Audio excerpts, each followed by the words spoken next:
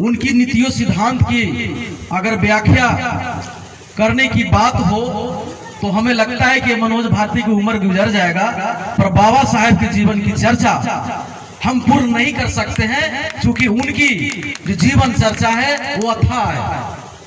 किसी की बस में नहीं है कि बाबा साहेब के संघर्षों को चंद मिनटों में व्याख्या कर दे, पर उनके जीवन से कुछ न कुछ बात मैं जरूर रखूंगा।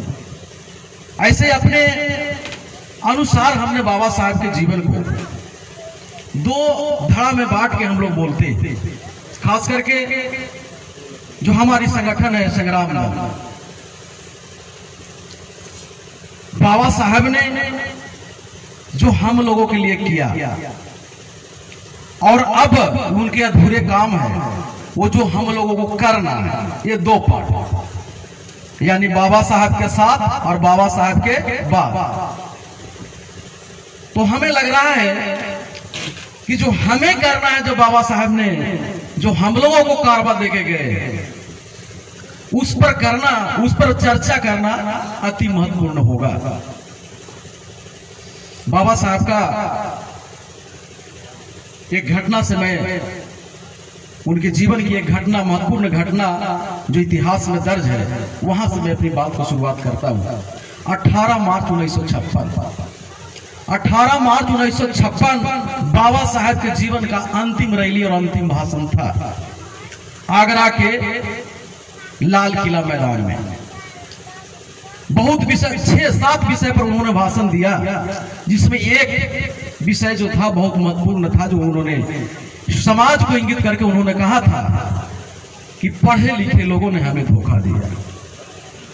जनसमूह को बाबा साहब ने कहा कि आज अगर बाबा साहब को कोई धोखा दिया तो समाज के पढ़े लिखे लोगों ने धोखा दिया।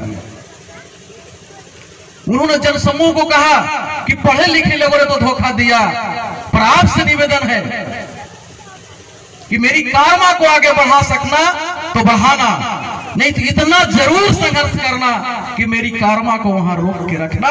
आने वाला पीढ़ी जो होगा, अगर उसके अंदर क्रांति पैदा होगी तो मेरे कारवा को आगे बढ़ाएगा। वो कारवा कौन सी थी? वो क्या था? वो कौन सी कारवा थी? वो कारवा था कि जाओ अपने दीवारों पर लिख लो कि हमें इस देश का शासक बनना है। वो कारवा था इस देश का शासक बनना है। क्यों? भारतीय संविधान लागू हो चुकी थी। क्यों बनना है? क्योंकि सत्ता वो मास्टर चाबी है जो हर एक बंद दरवाजे को खोलता है। संविधान लागू होने से पहले हमें कुछ नहीं मिला, पर संविधान लागू होने के बाद हमें बाबा साहेब सब कुछ दे दिए। पर एक काम हम लोगों को करना था।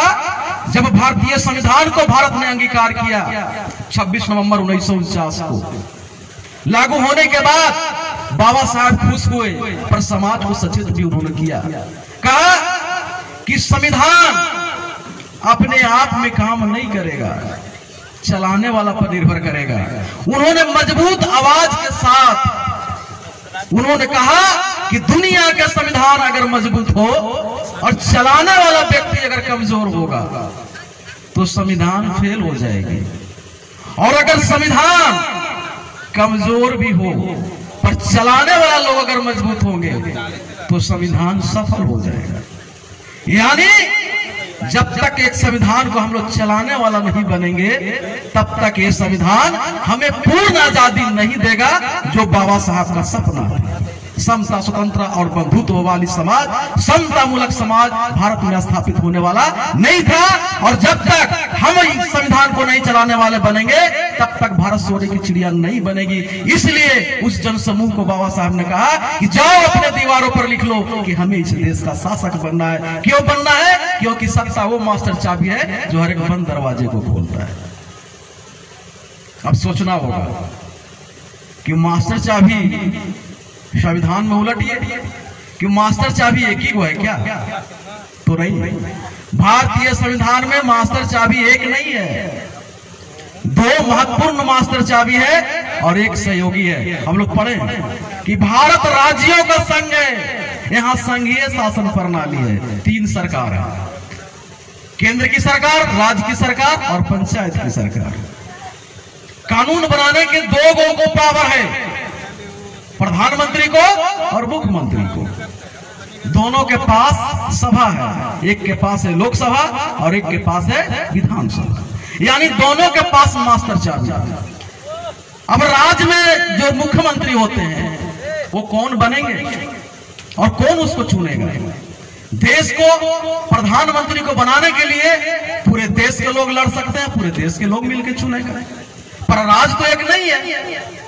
भारतीय संविधान को समझना पड़ेगा, राज एक नहीं है तो चुनाव कैसे होगा? उसमें साफ इंगित है कि राज्य के चुनाव में राज्य के ही लोग भाग लेंगे। यानी बिहार के अगर कोई मुख्यमंत्री बनेगा, मास्टर चाबी लेना है तो बिहार के ही बेटा बनेगा और बिहार के लोग ही चुनेंगे। अब बताइए कि संविधान लागू होने के आज तक क्या बिहार में कोई मास्टर चाबी लेने के लिए कोई अम्बेडकरवादी बेटा मुख्यमंत्री के उम्मीदवार बन के आए?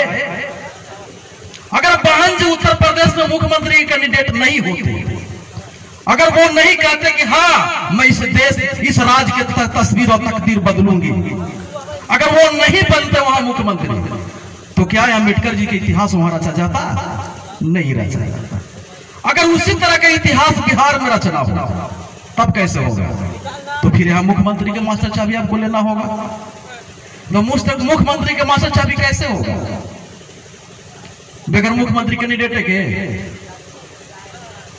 बहुत से लोग बोलते हैं कि पार्टी बनने से समाज टूट जाती है, और उसको उदाहरण देंगे बाबा साहब के शिक्षित बनो, संगठित हो और संघर्ष करो। मैं दावे के साथ कहता हूं कि सारे मंच पे शिक्षित हो इसके बारे में बोलेंगे, संघर्ष करो इसके बारे में बोलेंगे, पर संगठित के बारे में कोई नहीं बोलता कि संगठन है क्या। क्या संगठन टेबल कुर्सी है? क्या संगठन भीड़ है? क्या संगठन कोई पार्टी है? क्या कोई संगठन संस्थान है? संगठन है क्या? किसको बोलते हैं संगठन भाई? क्या संगठन है? संगठन का मतलब कोई पार्टी नहीं होता है, संगठन का मतलब कोई व्यक्ति नहीं होता है, संगठन का मतलब लक्ष्य होता है। अगर इसको उत्तम परिभाषा के रूप में पढ़ेंगे तो संगठन को समझाया गया है कि सामाजिक लक्ष्यों को प्राप्ति करने के लिए सामाजिक रूप से की गई काम।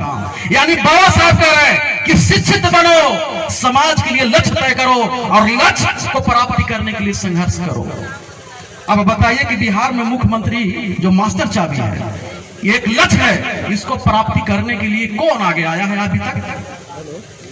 अगर कोई इस लक्ष्य को प्राप्ति करने के लिए संघर्ष नहीं कर रहा है तो इसका मतलब बिहार संगठित नहीं है।